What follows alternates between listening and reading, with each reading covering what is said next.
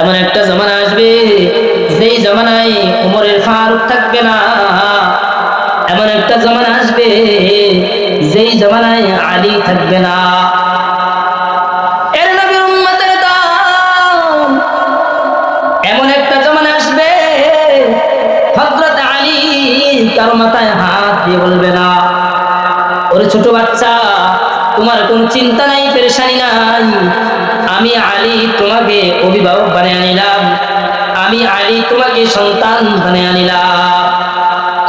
ওই সন্তান সন্তান বলে, ও আলী, যদি আপনি আমার বাবা হন তাহলে আমার আর কোনো চিন্তা হয় না। হযরত আলী যদি আমার বাবা হয় তাইলে জান্নাতের সরদার, জান্নাতের মহিলাদের সরদার ফাতেমা রাদিয়াল্লাহু তাআলা আনহা, তিনি হবেন আমার মা। আর জনাবে মুহাম্মদুর রাসূলুল্লাহ সাল্লাল্লাহু আলাইহি ওয়াসাল্লাম হবেন আমার নানা।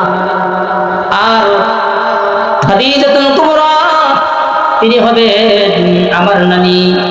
ও আলী রে, যার নানা হয় সরকার দো আলম নবী মুহাম্মদুর রাসূলুল্লাহ, তার আর কোনো চিন্তা হয় নাকি?